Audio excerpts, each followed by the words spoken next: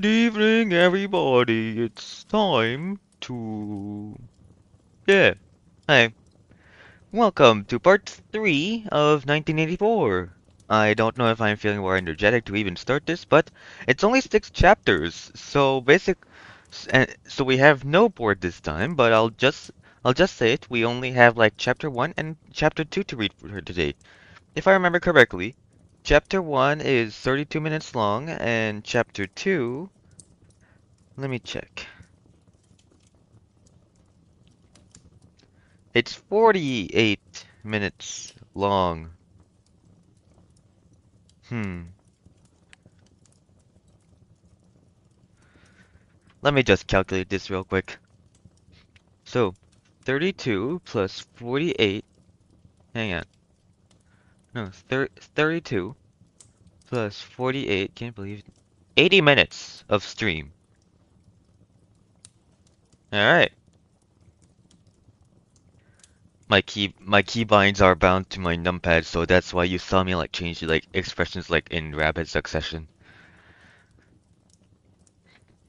But I doubt we'll read the 80 minutes because like I usually have to end stream at like 9, so I could have read before, but that's when I started the stream, but so yeah.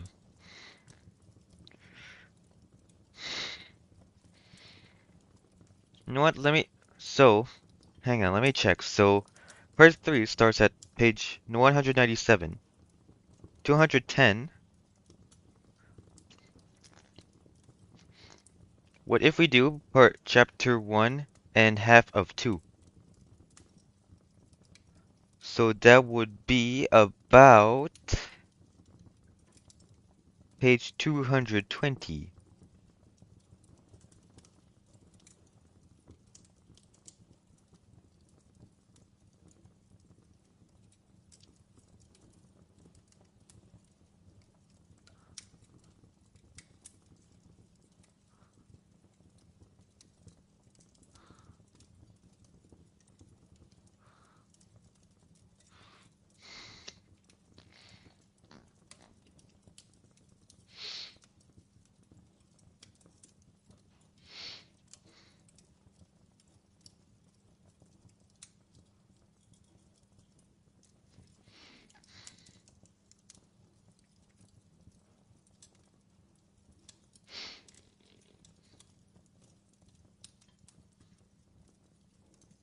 Okay, so I got the bookmark for page 220. Now, part 3! Let us begin. He did not know where he was. Presumably, he was in the Ministry of Love, but there was no way of making certain. He was in a high-ceilinged windowless cell with walls of glittering white porcelain. Concealed lamps flooded it with cold light, and there was a low, steady humming sound which he supposed had something to do with the air supply. A bench or shelf just wide enough to sit on ran round the wall, broken only by the door, and at the opposite end of the door a lavatory pan with no wooden seat. There were 4 telescreens, one in each wall. There was a dull aching in his belly. It had been there ever since they had bundled him into the closed van and driven him away. But he was also hungry, with a gnawing, unwholesome kind of hunger. It might be 24 hours since he had eaten. It might be 36. He still did not know. Probably never would know whether it had been morning or evening, when they arrested him. Since he was arrested, he had not been fed. He sat as he could on the narrow bench, with his hands crossed on his knee. He had already learned to sit still. If you made unexpected movements, they yelled at you from the telescreen. But the craving for food was growing upon him. What he longed for above all was a piece of bread. Because bread tastes better than tea. He had an idea that there were a few breadcrumbs in the pocket of his overalls. It was even possible, he thought this because from time to time something seemed to tickle his leg, that there might be a sizable bit of crust here. In the end of temptation to find out overcame his fear. He slipped a hand into his pocket. "Smith!" yelled a voice from the telescreen. 6079 Smith W. Hands out of the pockets in the cells. He sat still again, his hand crossed on his knee. Before being brought here, he had been taken to another place which must have been an ordinary prison or a temporary lockup used by the patrols. He did not know how long he had been in there, some hours at any rate. With no clocks and no daylight, it was hard to gauge the time. It was a noisy, evil-smelling place. They had put him into a cell similar to the one he was now in, but filthily dirty and at all times crowded by 10 or 15 people. The majority of them were common criminals, but there were a few political prisoners among them. He had sat silent against the wall, jostled by dirty bodies, too preoccupied by fear and pain in his belly to take much interest in his surroundings, but still noticing the astonishing difference in demeanor between the party prisoners and the others. The party prisoners were always silent and terrified, but the ordinary criminals seemed to care nothing for anybody. They yelled insults at the guards, fought back fiercely with their belongings, were impounded, wrote obscene words on the floor, ate smuggled food, which they produced from mysterious hiding places in their clothes, and even shouted down the telescreen when they tried to restore order. On the other end, some of them seemed to be good terms with the guards, called them by nicknames, and tried to wheedle cigarettes through the spy hole in the door. The guards, too, treated the common criminals with a certain forbearance, even when they had to handle them roughly. There was too much there was much talk about the forced labor camps, to which most of the prisoners expected to be silent. It was all right in the camps, he gathered, so long as you had good contacts and knew the ropes. There was bribery, favoritism, and racketeering of every kind. There was homosexuality and prostitution. There was even illicit alcohol distilled from potatoes. The positions of trust were given only to the common criminals, especially the gangsters and the murderers who formed a sort of aristocracy. All the dirty jobs were done by the politicals. There was a constant come and go of prisoners of every description: drug peddlers, thieves, bandits, black marketers, drunks, prostitutes. Some of the drunks were so violent that the other prisoners had to combine to suppress them. An enormous wreck of a woman, aged about 60, with great tumbling breasts and thick coils of white hair, had come down in her struggles, was carried in, kicking and shouting, by four guards who had hold of her, one at each corner. They wrenched off the boots with which she had been trying to kick them, and dumped her down across Winston's lap, almost breaking his thigh bones. The woman hoisted herself upright and followed them out with a yell of "fucking bastards!" Then, noticing that she was sitting on something uneven, she slid off Winston's knees onto the beach. "Beg pardon, dearies," she said. "I wouldn't have sat on you, only the buggers put me there. They don't know how to treat a lady, do they?" She paused, and patted her breast, and belched. "Pardon," she said. I ain't myself, quite." She leant forward and vomited oh my god, why is Yep, yeah, assuming from the context, we are in a prison scene, and these things are happening because it's a prison. That's where all the bad people go. The people that do like Yeah, the people that practically break the law a lot, yeah, that's where they go. So that's why I can barely have the idea to censor, because we're in a like a kind of jail thing. But anyways, "That's better," she said, leaning back with closed eyes. "Never keep it down, that's what I say. Get it up while it's fresh on your stomach, like." She revived, turned to have another look at Winston, and seemed immediately to take a fancy to him. She put a vast arm round his shoulder and drew him towards her, breathing bare and vomit into his face. "What's your name, dearie?" she said. "Smith," said Winston. "Smith?" said the woman. "That's funny. My name's Smith, too. Why," she added sentimentally, "I might be your mother." She might, thought Winston, be his mother. She was about the right age and physique, and it was probable that people changed somewhat after 30 years in a forced labor camp. No one else had spoken to him. To a surprising extent, the ordinary criminals ignored the party prisoners. The poets, they called them with a sort of uninterested contempt. The party prisoners seemed terrified of speaking to anybody, and above all speaking to one another. Only once, when two party members, both women, were pressed close together on the bench, he overheard amid the din of voices a few hurriedly whispered words, and in particular a reference to something called Room 101, which he did not understand. But I understand. It means 101 in numbers. I feel if I would live in the world of 1984, I would die within I don't know, like 3 minutes because I'm learning calculus. I know how derivative works. It's basically the change of a variable, I think. Kind of like that. Anyways, it might be 2 hours, 3 hours ago that they had brought him here. The dull pain in his belly never went away, but sometimes it grew better and sometimes worse, and his thoughts expanded or contracted accordingly. When it grew worse, he thought only of the pain itself and of his desire for food. When it grew better, panic took hold of him.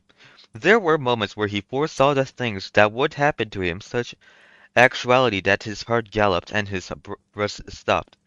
He felt the smash of truncheons on his elbows and iron-shod boots on his shins. He saw himself groveling on the floor, screaming for mercy through broken teeth. He hardly thought of Julia. He could not fix his mind on her. He loved her and would not betray her, but that was only a fact, known as he knew the rules of arithmetic. He felt no love for her, and he hardly even wondered what was happening to her. He thought oftener of O'Brien with a flickering hope. O'Brien might know that he had been arrested. The Brotherhood, he had said, never tried to save its members, but there was the razor blade. They would send the razor blade if they could. There would be perhaps 5 seconds before the guard could rush into the cell.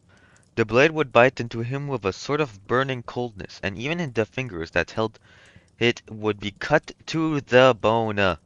Everything came back to his sick body, which shrank trembling from the smallest pain. He was not certain that he would use the razor blade if he got the chance. It was more natural to exist from moment to moment, accepting another 10 minutes life even with the certainty that there was torture at the end of it. Sometimes he tried to calculate the number of porcelain bricks in the walls of the cell. It should have been easy, but he always lost count at some point or another. More often, he wondered where he was and what time of day it was. At one moment he felt certain that it was broad daylight outside, and at the next equally certain that it was pitch darkness. In this place he knew instinctively the lights would never be turned out. It was the place with no darkness. Oh boy, the place of no darkness. We shall meet in the place where there is no darkness. Referring to this place. Ooh, another connection. In the Ministry of Love, there were no windows. His cell might be at the heart of the building or against its outer wall. It might be 10 floors below ground or 30 above it.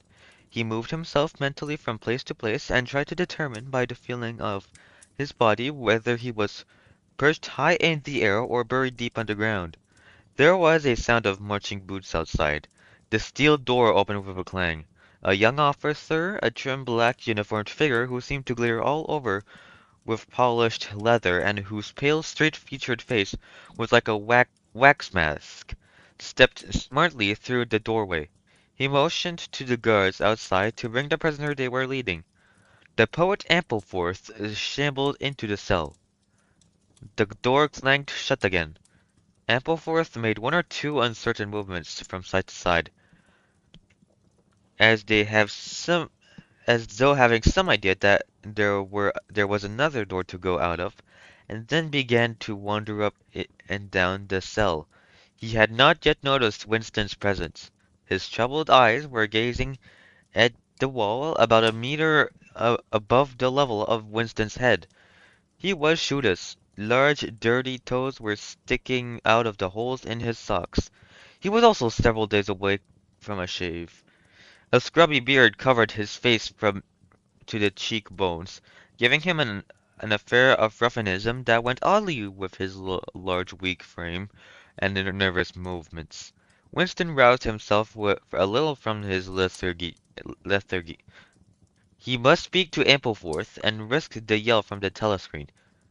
It was even conceivable that Ampleforth was the bearer of the razor blade. Ampleforth, he said. There was no yell from the telescreen. Ampleforth paused, mildly startled. His eyes focused themselves slowly on Winston. Ah, Smith, he said. You too. What are you in for? To tell you the truth, he sat down awkwardly on the bench opposite Winston. There is only one offense, is there not? He said. And have you committed it? Apparently, I have. He put a hand to his forehead and pressed his temples for a moment, as though trying to remember something. These things happen, he began vaguely. I have been able to recall one instance, a possible instance. It was an indiscretion, undoubtedly. We were producing a definitive edition of the poems of Kipling. I allowed the word God to remain at the end of a line. I could not help it, he added almost indignantly, raising his face to look at Winston.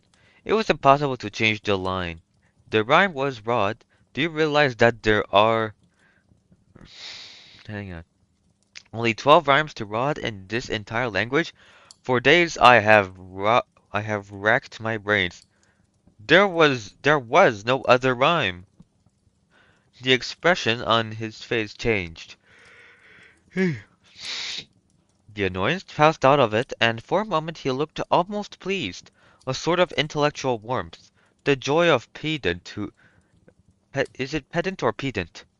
Pedant, because it sounds closer to pendant, who has found out some useless fact shown through the dirt and scrubby hair.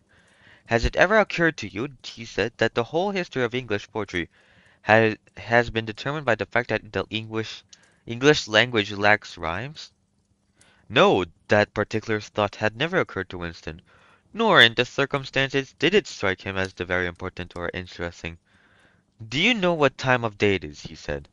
Ampleforth looked startled again.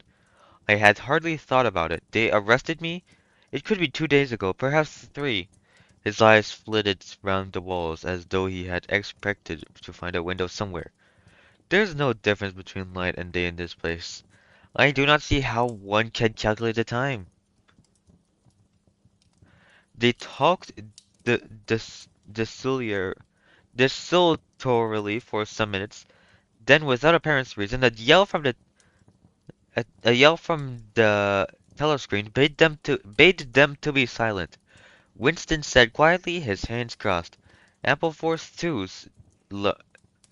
lurched to sit in the comfort of the narrow bench, fidgeted from side to side, clasping his lank hands first round one knee, then round the other. The telescreen barked at him to keep still. Time passed. 20 minutes, an hour, it was difficult to judge. One more, there was a sound of boots outside. Once more, there was a sound of boots outside. Winston's entrails contracted. Soon, very soon, perhaps in 5 minutes, perhaps now, the tramp of boots would mean that that his own turn had come. The door opened. The cold-faced young officer stepped into the cell. With a brief movement of the hand, he indicated Ampleforth. Room 101, he said. Ampleforth marched clumsily out between the guards, his face vaguely perturbed but uncomprehending. What seemed like a long time has passed. The pain in Winston's belly had revived. His mind sagged round and round on the same trick. like a ball falling again and again into the same series of slots. He had only six thoughts. The pain is in his belly, a piece of bread, the blood and the screaming, O'Brien, Julia, and the razor blade. There was another spasm in his entrails. The heavy boots were approaching. As the door opened, the wave of air that it created brought in a powerful smell of cold sweat. Parsons walked into the cell. He was wearing khaki shorts and a sports shirt. This time, Winston had settled into self-forgetfulness. "You here," he said. Parsons gave Winston a glance in which there was neither interest nor surprise, but only misery. He began walking jerkily up and down, evidently unable to keep still. Each time he straightened his pudgy knees, it was apparent that they were trembling. His eyes had a wide-open, staring look, as though he could not prevent himself from gazing at something in the middle distance. "What are you in for?" said Winston. "Thought crimes," said Parsons, almost blubbering. The tone of his voice implied at once a complete admission of his guilt and a sort of incredulous horror that such a word could be applied to himself. He paused opposite Winston and began eagerly appealing to him. "You don't think they'll shoot me, do you, old chap? They don't shoot you if you haven't actually done anything, only thoughts which you can't help. I know they give you a fair hearing. Oh, I trust them for that. They'll know my record, won't they? You know what kind of chap I was. Not a bad chap in my way, not brainy, of course, but keen. I tried to do my best for the party, didn't I? I'll get off with 5 years, don't you think, or even 10 years? A chap like me could make himself pretty useful in a labor camp. They wouldn't shoot me for going off rails just once." "Are you guilty?" said Winston. "Of course I'm guilty!" cried Parsons with a servile glance at the telescreen. "You don't think the party would arrest an innocent man, do you?" His frog-like face grew calmer and even took a slightly sanctimonious expression. "Thought crime is a dreadful thing, old man," he said sententiously. "It's insidious. It can get a hold of you without your even knowing it. Do you know how it got hold of me? In my sleep. Yes, that's a fact. There I was working away, trying to do my bit, never knew I had any bad stuff in my mind at all. And then I started talking in my sleep. Do you know what they heard me saying?" He sank his voice like someone who is obliged for medical reasons to utter an obscenity. "Down with Big Brother! Yes, I said that. Said it over and over again, it seems. Between you and me, old man, I'm glad they got me a bit before it went any further. Do you know what I'm going to say to them when I grow up before the tribunal? Thank you, I'm going to say. Thank you for saving me before it was too late." "Who denounced you?" said Winston. "It was my little daughter," said Parsons with a sort of doleful pride. "She listened at the keyhole, heard what I was saying, and nipped off to the patrols the very next day. Pretty smart for a nipper of 7, eh? I don't bear I don't bear her any grudge for it. In fact, I'm proud of her. It shows I brought her up in the right spirit anyway." He made a few more jerky movements up and down, several times casting a longing glance at the lavatory pan. Then he suddenly ripped down his shorts. "Excuse me, old man," he said. "I can't help it. It's the waiting." He plumped in his large posterior into the lavatory pan. Winston covered his face with his hands. "Smith!" yelled the voice from the telescreen. 6079, Smith W. Uncover your face. No faces covered in the cells." Winston uncovered his face. Parsons used the lavatory loudly and abundantly. It then turned out that the plug was defective and the cells stank abominably for hours afterwards. Parsons was removed. More prisoners came and went mysteriously.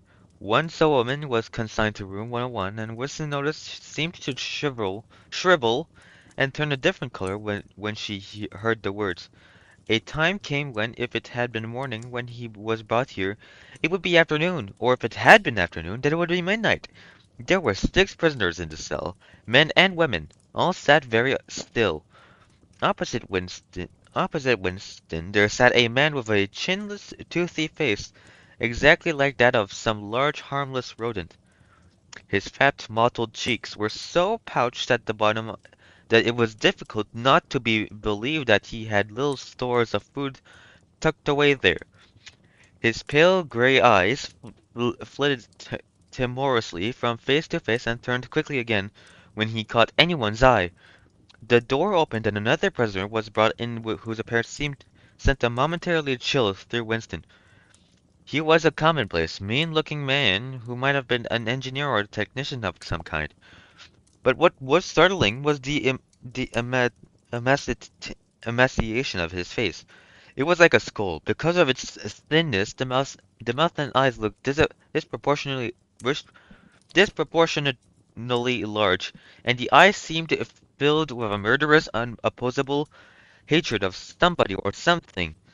The man sat down on the bench at a little distance from Winston.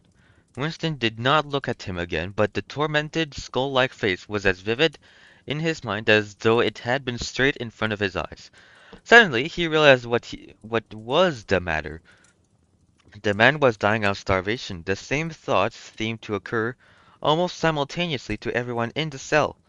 There was a very faint stirring all the way round the bench. The eyes of the chinless man kept flitting towards the skull-faced man, then turning guiltily away, then being dragged back by an irresistible attraction. Presently he began to fidget on his seat. At last he stood up, waddled clumsily across the cell, dug down into the pocket of his overalls, and with an abashed air, held out the grimy piece of bread to the skull-faced man. There was a furious, deafening roar from the telescreen. The chinless man jumped in his tracks. The skull-faced man had quickly thrust his hand behind his back, as though demonstrating to all the world that he refused the gift. "Bumstead!" roared the voice. "2713, Bumstead J. Let fall that piece of bread." "But the bread tastes better than the key." The chinless man dropped the piece of bread on the floor. "Remain standing where you are," said the voice. "Face the door. Make no movement." The chinless man obeyed. His large, pouchy cheeks were quivering uncontrollably. The door clanged open. As the young officer entered and stepped aside, there emerged from behind him a short, stumpy guard with enormous arms and shoulders. He took his stand opposite the chinless man, and then, at a signal from the officer, let free a frightful blow, with all the weight of his body behind it, full in the chinless man's mouth. The force of it seemed almost to knock him clear of the floor. His body was flung across the cell, and fetched up against the base of the lavatory seat. For a moment he lay as though stunned, with dark blood oozing from his mouth and nose. A very faint whimpering or squeaking, which seemed unconscious, came out of him. Then he rolled over and raised himself unsteadily on hands and knees. Amid a stream of blood and saliva, the two halves of a dental plate fell out of his mouth. The prisoners sat very still, their hands crossed on their knees. The chinless man climbed back to his place. Down one side of his face, the flesh was darkening. His mouth had swollen into a sharpless cherry-colored mass with a black hole in the middle of it. From time to time, a little blood dripped onto the breast of his overalls. His gray eyes still flitted from face to face more guiltily than ever, as though he were trying to discover how much the others despised him for his humiliation. The door opened. With a small gesture, the officer indicated the skull-faced man. "Room 101," he said. There was a gasp and a flurry at Winston's side. The man had actually flung himself on his knees on the floor, with his hands clasped together. "Comrade, officer," he cried, "you don't have to take me to that place. Haven't I told you everything already? What else is it you want to know? There's nothing I wouldn't confess. Nothing. Just tell me what it is, and I'll confess straight off. Write it down, and I'll sign it. Anything, not room 101."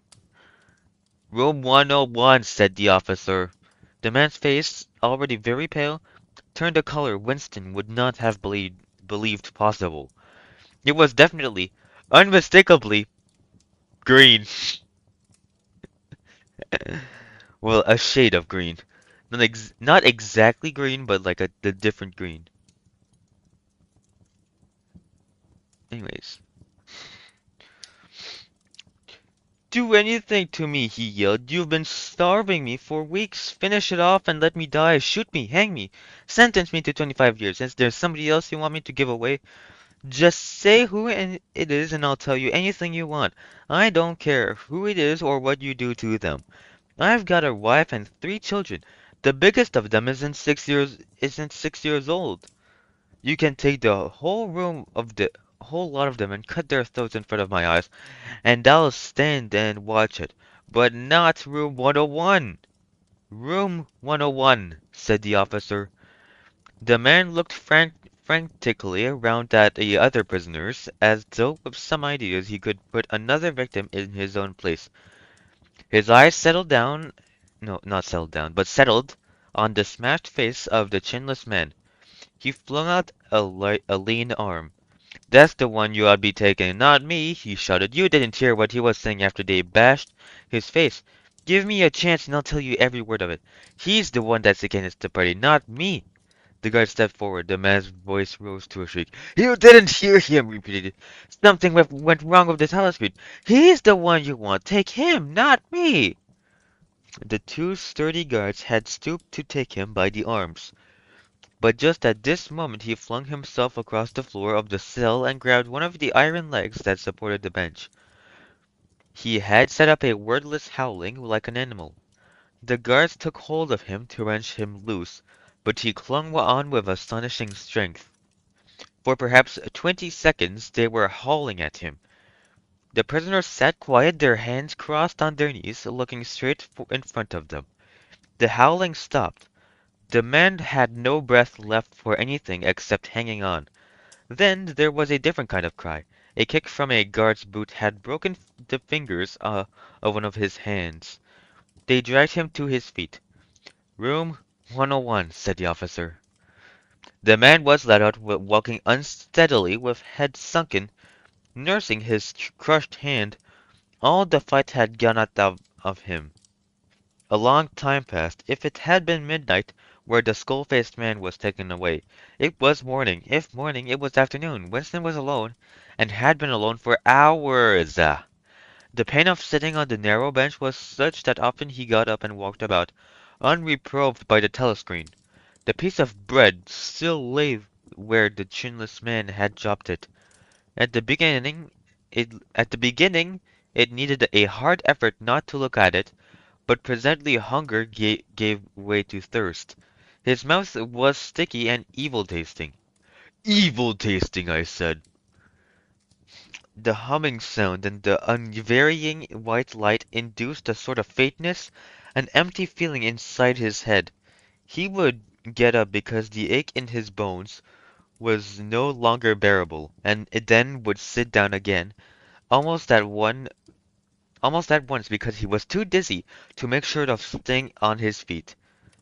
Whenever his physical sensations were a little under control, the terror returned.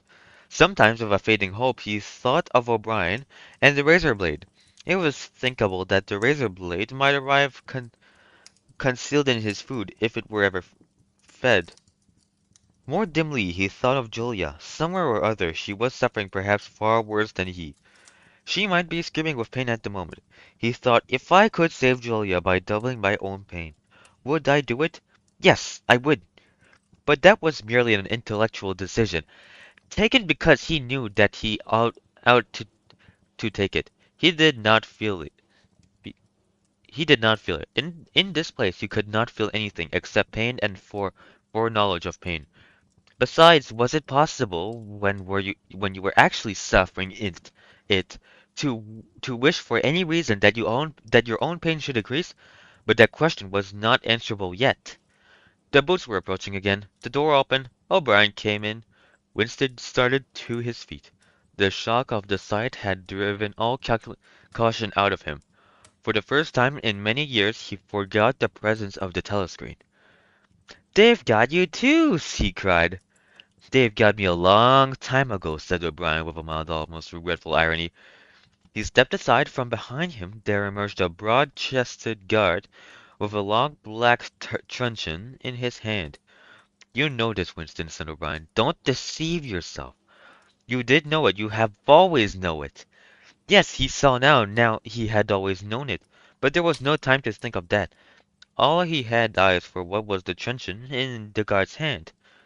It might fall anywhere on the crown, on the tip of the ear, on the upper arm, or on the elbow.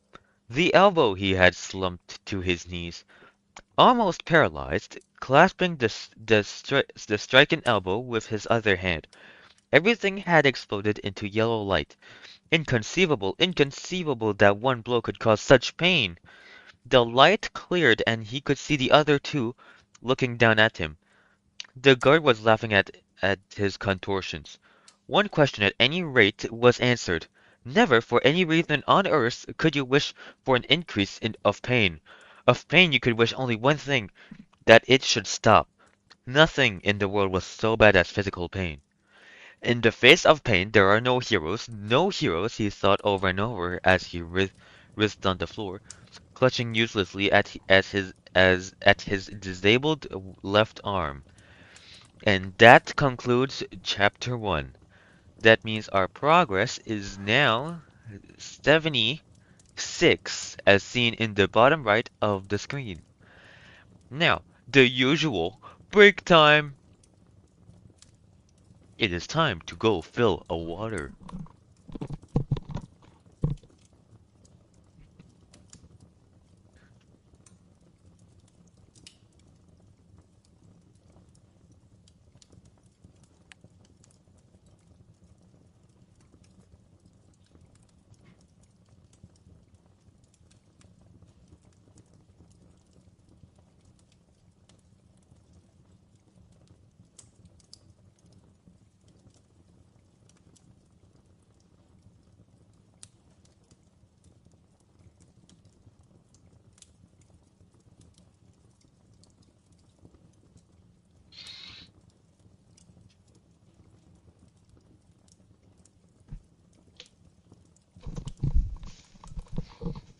Yeah, I filled my water already, but it's alright.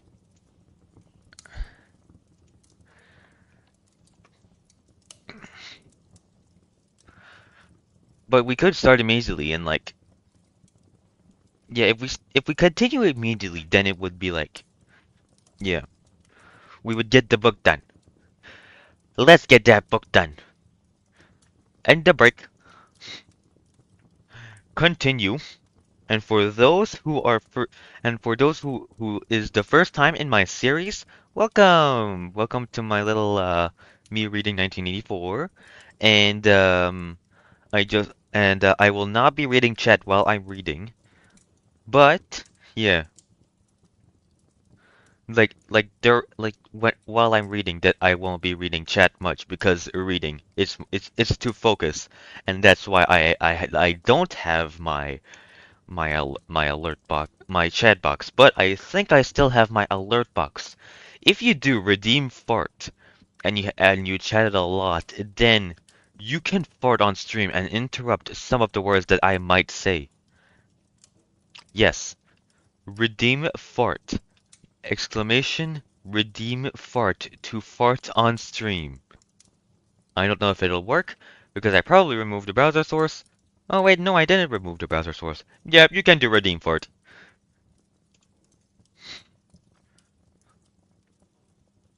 You know what, I'll redeem fart pipe. And then, oof. There we go. Now, redeem fart to redeem fart! Now, chapter 2, I want to get into it. And we're doing half of it because it's 48 minutes long. He was lying on something that felt like a camp bed, except that it was higher off the ground and that he was fixed down in some way so that he could not move. Light that seemed stronger than usual was falling on his face. O'Brien was standing at his side, looking down at him intently. At the other side of him stood a man in a white coat, holding a hypodermic syringe. Even after his eyes were open, he took in his surroundings only gradually. He had the impression of swimming up into this room for some quite different world.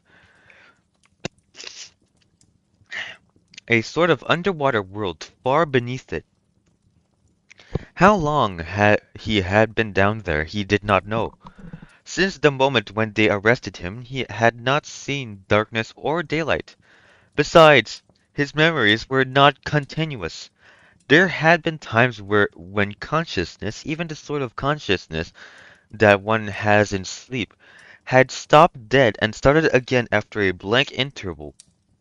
But whether the intervals were of days or weeks or only seconds, there was no way of knowing. With that first blow on the elbow, the nightmare had started.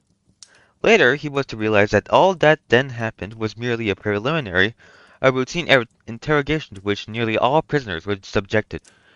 There was a long range of crimes, espionage, sabotage, and the like to which everyone had to confess as a matter of course. The confession was a formality, though. The torture was real. How many times he had been beaten, how long the beatings had continued, he could not remember. Always there were 5 or 6 men in black uniforms at him simultaneously. Sometimes it was fists, sometimes truncheons, sometimes steel rods, sometimes boots. There were times when he rolled about the floor as shameless as an animal, writhing his body the way and that in an endless, hopeless effort to dodge the kicks, and simply inviting more and yet more kicks in his ribs, in his belly, on his elbows, on his shins, in his groin, in his testicles, on the bone at the base of his spine. There were times when it went on and until the cruel, wicked, unforgivable thing seemed to him not that the guards continued to beat him, but that he could not force himself into losing consciousness. There were times when his nerve so forsook him that he began shouting for mercy, even before the beating began, when the mere sight of a fist drawn back for a blow was enough to make him pour forth a confession of real and imaginary crimes. There were other times when he started out with the resolve of confessing nothing, when every word had to be forced out of him between gasps of pain, and there were times where he feebly tried to compromise when he said to himself, I will confess, but not yet. I must hold out till the pain becomes unbearable. 3 more kicks, 2 more kicks, and I will tell them what they want. Sometimes he was beaten till he could hardly stand, then flung like a sack of potatoes onto the stone floor of a cell, left to recuperate for a few hours and then taken out and beaten again. There were also longer periods of recovery. He remembered them dimly because they were spent chiefly in sleep or stupor. He remembered a cell with a plank bed, a sort of shelf sticking out from the wall, and a tin wash basin, and meals of hot soup and bread and sometimes coffee. He remembered a surly barber arriving to scrape his chin and crop his hair, and businesslike, unsympathetic men in white coats feeling his purse, tapping his reflexes, turning up his eyelids, running harsh fingers over him in search for broken bones, and shooting needles into his arm and make him sleep. The beatings grew less frequent and became mainly a threat, a horror to which he could be sent back to any moment when his answers were unsatisfactory. His questioners now were not ruffians in black uniforms, but party intellectuals, little rotund men, with quick movements and flashing spectacles, who worked on him in relays over periods which lasted, he thought, he could not be sure, 10 or 12 hours at a stretch. These other questioners saw that it was in constant slight pain, but it was not chiefly pain that they relied on. They slapped his face, wrung his ears, pulled his hair, made him stand on one leg, refused lim him leave to urinate, shone glaring lights in his face until his eyes ran with water. But the aim of this was simply to humiliate him and destroy his power of arguing and reasoning.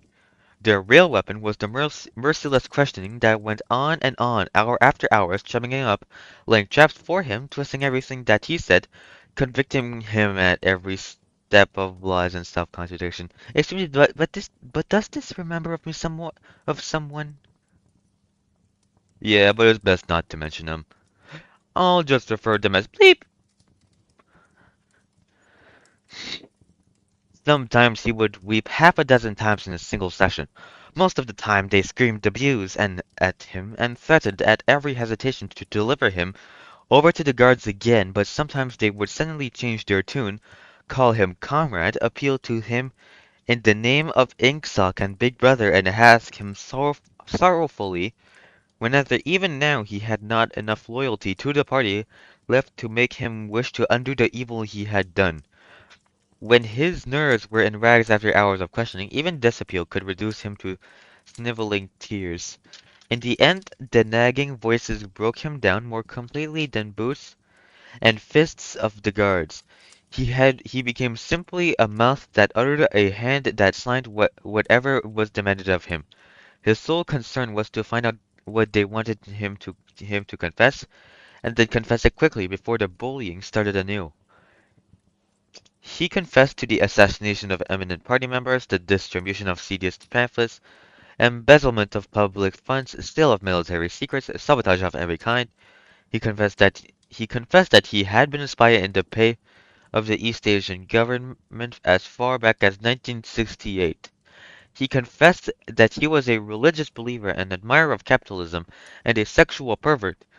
He confessed that he murdered his wife, although he knew, and his questions must have known, that his wife was still alive. He confessed that for years he had been in personal touch with Goldstein, and had been a member of an underground organization which had included almost every human being he had ever known. It was easier to confess everything and implicate everybody. Besides, in a sense it was all true. It was true that he had been the enemy of the party, and in the eyes of the party there were no distinction between the thought and the deed.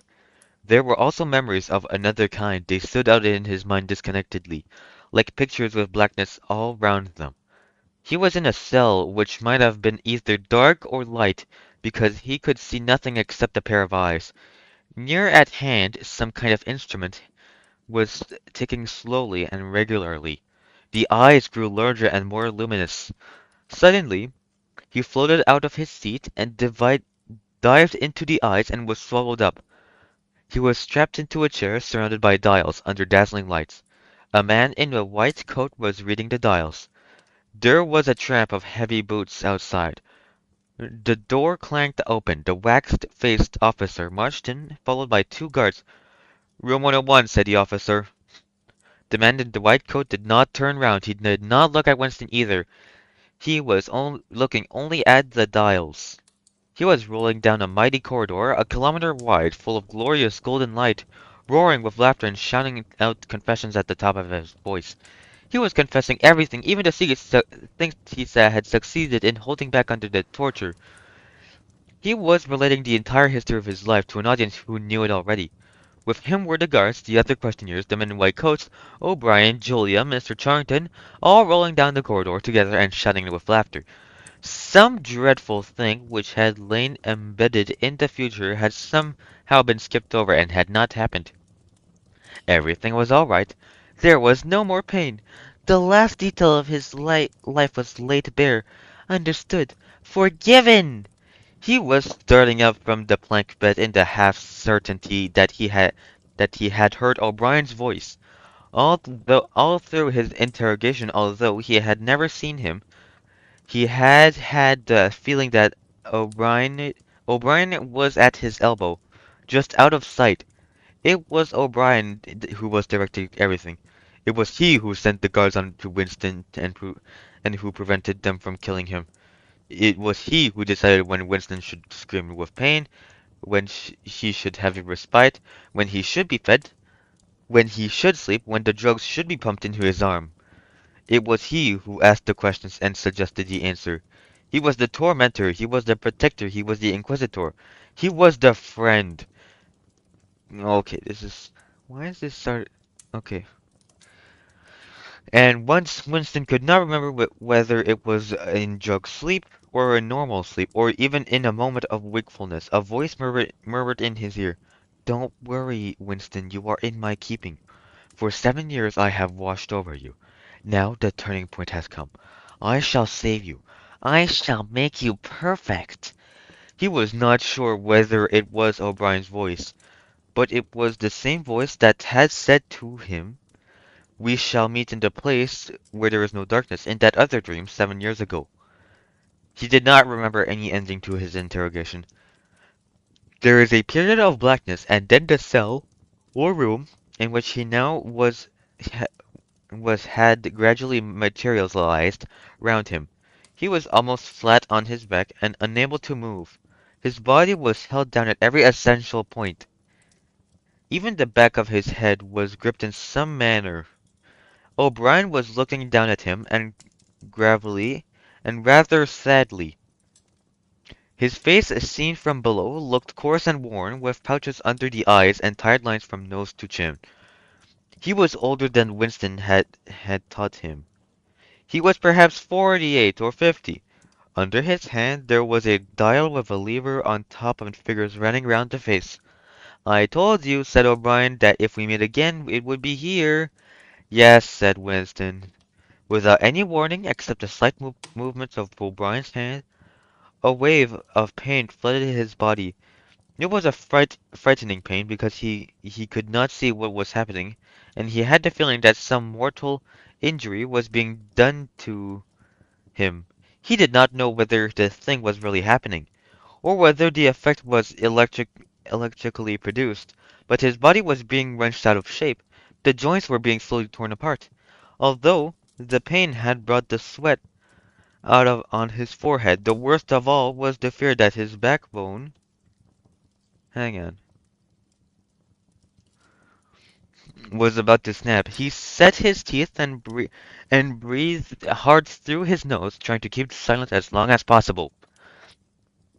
You are afraid," said O'Brien, watching his face, "that in another moment something is going to break. Your especial fear is that it will be your backbone. You have a vivid mental picture of the vertebrae snapping apart and the spinal fluid dripping out of them. That is what you are thinking, is it not, Winston?" Winston did not answer. O'Brien drew back the lever on the dial. The wave of pain receded almost as quickly as it has come. "That was 40," said O'Brien. "You can see the numbers on the dial run up to 100. Will you please remember throughout our conversation that I have it in my power to inflict pain on you at any moment, and to whatever degree I choose? If you tell me any lies, or attempt to prevaricate in any way, or even fall below your usual level of intelligence, you will cry out with pain instantly. Do you remember that? Do you understand that?" "Yes," said Winston. O'Brien's manner became less severe. He resettled his spectacles thoughtfully, and took a pace or two up and down. When he spoke his voice was gentle and patient. He had the air of a doctor, a teacher, even a priest, anxious to explain and persuade rather than to punish. "I am taking trouble with you, Winston," he said, "because you are worth trouble. You know perfectly well what is the matter with you. You have known it for years, though you have fought against the knowledge. You are mentally deranged. You suffer from a defective memory. You are unable to remember real events, and you persuade yourself that you remember other events which never happened. Fortunately, it is curable. You have never cured yourself or it, because you did not choose to. There was a small effort of the will that you were not ready to make. Even now, I am well aware you are clinging to your disease under the impression that it is a virtue. Now, we will take an example. At this moment, which power is Oceania at the war with? When I was at when I was arrested, Oceania was at war with East Asia. With East Asia. Good. And Oceania has always been at war with East Asia. Has it not? Winston drew in his breath. He opened his mouth to speak and then did not speak. He could not take his eyes away from the dial. "The truth, please, Winston. Your truth. Tell me what you think you remember." "I remember that until only a week before I was arrested, we were not at war with East Asia at all. We were in alliance with them. The, the war was against Eurasia. That had lasted for 4 years. Before that—" O'Brien stopped him with a movement of the hand. "Another example," he said. "Some years ago you had a very serious delusion indeed. You believe that three one-time party members named Joan Aronson and Rutherford, men who were executed for treachery and sabotage after making the fullest possible confession, were not guilty of crimes they were charged with. You believe that you had seen unmistakable documentary evidence proving that their confessions were false. There was a certain photograph about which you had a hallucination. You believe that you had actually held it in your hands. It was a photograph something like this. An oblong slip of newspaper had appeared between O'Brien's fingers. For perhaps 5 seconds it was within the angle of Winston's vision. It was a photograph, and there was no question of its identity. It was the photograph. It was another copy of Jones, Aronson, and Rutherford at the party function in New York, which he had chanced upon 11 years ago and promptly destroyed. For only an instant it was before his eyes that it was out of sight again, but he had seen it, unquestionably he had seen it. He made a desperate, agonizing effort to wrench the top of his body free. It was impossible to move so much as a centimeter in any direction. For the moment he had ever forgotten the dial. All he wanted was to hold the photograph in his fingers again, or or at least to see it. It exists! He cried. No, said O'Brien. He stepped across the room. There was a memory hole in the opposite wall. O'Brien lifted the grating. Unseen, the frail slip of paper was whirling away on the current of warm air. It was vanishing in a flash of flame. O'Brien turned away from the wall. Ashes, he said. Not even identifiable ashes. Dust. It does not exist. It never existed. But it did exist. It doesn't exist. It exists in memory. I remember it. You remember it. I do not remember it, said O'Brien.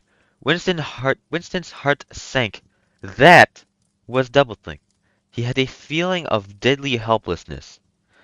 If he could have been certain that O'Brien was lying, it would not have seemed to matter. But it was perfectly possible that O'Brien had really forgotten the photograph, and if so, then already he would have forgotten his denial of remembering it, and forgotten the act of forgetting. How could one be sure that it was simple trickery? Perhaps the lunatic dislocation in the mind could really happen. That was the thought that defeated him. O'Brien was looking down at him speculatively. More than ever he had the air of a teacher taking pains with a wayward but promising child. There is a party slogan dealing with the control of the past, he said. Repeat it, if you please. Who controls the past controls the future. Who controls the present controls the past, repeated Winston obediently. Who controls the present controls the past, said O'Brien, nodding in his head with slow approval. Is it your opinion, Winston, that the past has real existence? Again, the feeling of helplessness depended upon Winston. His eyes flitted towards the dial. He he not only did not know whether yes or no was the answer that would save him from pain, he did not even know which he believed to be the true one. O'Brien smiled faintly. You are no metaphysician, Winston, he said. Until you moment you have never considered what is meant by existence. I will put it more precisely. Does the past exist concretely in space? Is there somewhere or a place, a world of solid objects, where the past is still happening? No. Then where does the past exist, if at all? In records. It is written down. In records and in the mind. In human memories. In memory. Well done. Very well then. We, the party, control all records and we control all memories. Then we control the past, do we not? But how can you stop people remembering things? Cried Winston again, momentarily forgetting the dial. It is involuntary. It is outside oneself. How can you control memory? You have not controlled mine. O'Brien's manner grew stern again. He laid his hand on the dial. On the contrary, he said, you have not controlled it. That is what he has brought you here. Let me drink of water real quick. What page are we in? Okay, we are almost done. You would not make the act of submission which is the price of sanity. You prefer to be a lunatic, a minority of one. Only the disciplined mind can see reality, Winston. You believe that reality is something objective, external, existing in its own right. You also believe that the nature of reality is self-evident. When you delude yourself into thinking you see something, you assume that everyone else sees the same thing as you. But I tell you, Winston, that reality is not external. Reality exists in the human mind and nowhere else, not in the individual mind, which can make mistakes, and in any case soon perishes. Only in the mind of the party, which is collective and immortal. Whatever the party holds to be the truth, it is the truth. It is impossible to see the reality except by looking through the eyes of the party. That is the fact that you have got to relearn, Winston. It needs an act of self-destruction, an effort of the will. You must humble yourself before you can become sane. He paused for a few moments, as though to allow what he had been saying to sink in.